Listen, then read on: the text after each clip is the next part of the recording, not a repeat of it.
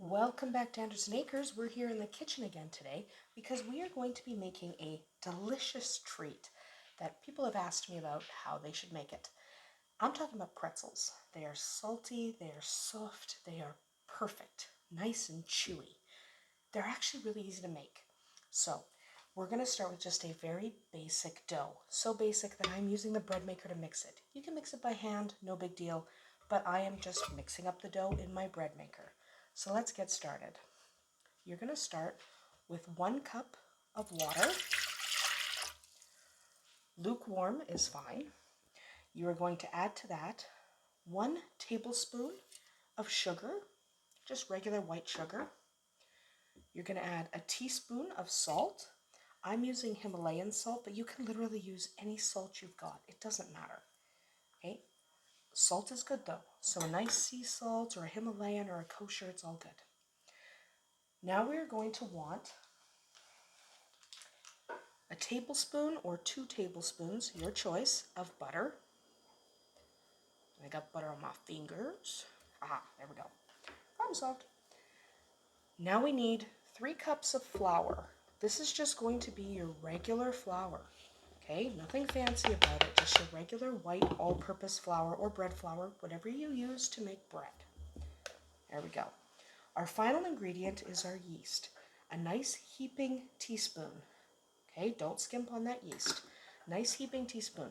If you're mixing this by hand, you can use a traditional yeast and dissolve it, or you can just use quick rise. I'm using bread machine.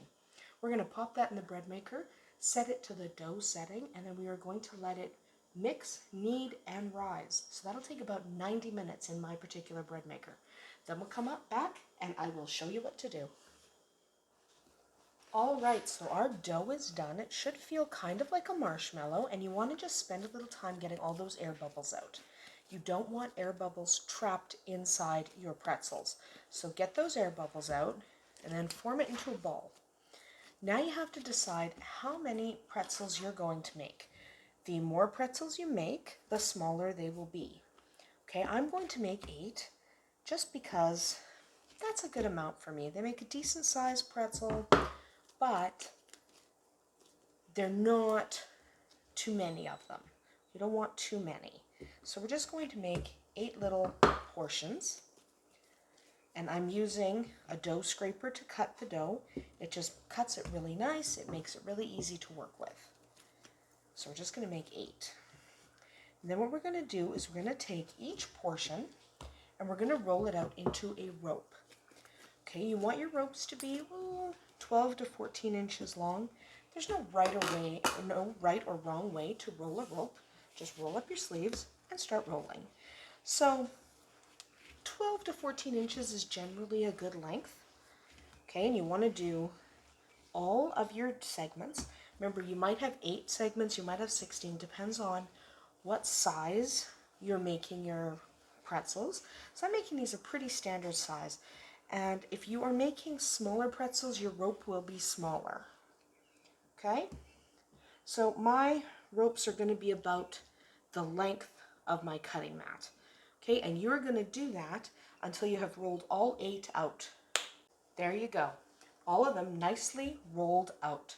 So now what you're going to want to do, start with the one you rolled first. It's had a chance to relax. You're going to take this rope. You're going to form a pretzel. So you're going to lay it in a U shape.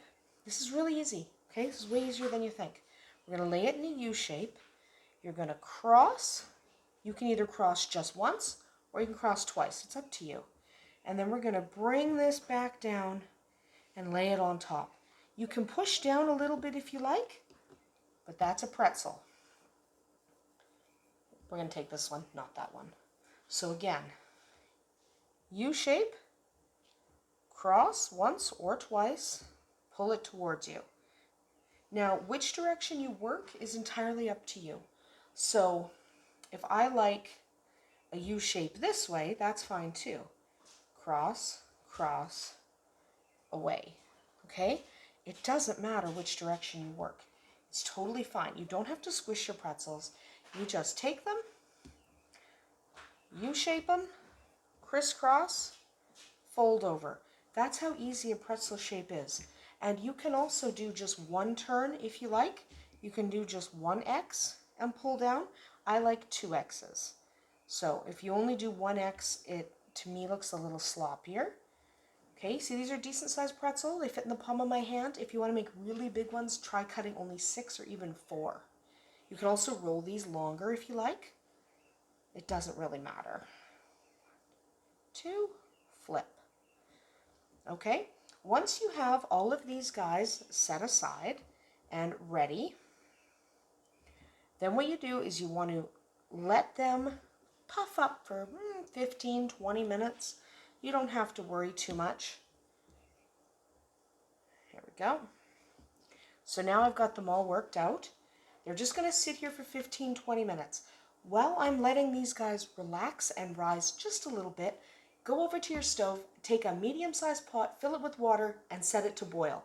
When that water's boiling, we'll come back and do the next step. Alright, so here we are with our boiling water. What we need now is baking soda. Baking soda, not baking powder. To our boiling water, you're going to add 2 or 3 tablespoons of baking soda. Let that reaction settle down between additions. Okay. Set aside your baking soda. Take a pretzel, put your fingers in the hole, kind of clamp down a little bit on the loose ends and just kind of give it a pull. Okay, that just kind of spreads it out a little bit. Put that in your water. Okay, you can probably add 2 if you want, you don't have to, but you want to let that boil for about 30 seconds to a minute per side. And you're going to want to do this with all of your pretzels. Okay, while this is happening, you can preheat your oven to 375 degrees Fahrenheit. Now, the longer you boil them, the darker the color of your pretzel. So you go about 30 seconds to a minute per side. Don't go more than that. Don't go more than that. Flip. Remember which side was the top and which was the bottom. It's easy to know because this is obviously the bottom, because the tails are on the top. So while that one's going, you can get your next one. Pull, drop. And you'll just do this for all of them. Okay. Take him out. Now continue doing that until all of your pretzels are boiled, and then we'll come back and get them ready to go in the oven. So I'm going to pop one more in here. Again, hold, stretch, drop. And then I'm going to turn off the video and we'll come back and we'll prep these for the oven. Alright, so these have been boiled and they've cooled slightly. You don't want them like boiling hot when you do this next step. You're going to need an egg, so crack an egg in a bowl. Just use a basting brush to whisk it up. Okay? And we're just going to coat the tops of each of these pretzels lightly, light coat. Okay, we don't want to get crazy, just a little bit. And remember while you're working to preheat your oven to 375 degrees Fahrenheit. Okay, 375 is important. If it's less than that, they won't brown properly. Now remember, they're already partially cooked. So when you cook them, they already have a head start, okay? So they won't take quite as long to bake as a loaf of bread or some of your buns or whatever else you make. They'll cook a little bit faster on the inside, so you're really more waiting for your pretzels to brown the way you want. Okay, little egg wash. Now the egg wash is to keep on our salt. We're just going to take a coarse salt and get that on top of them.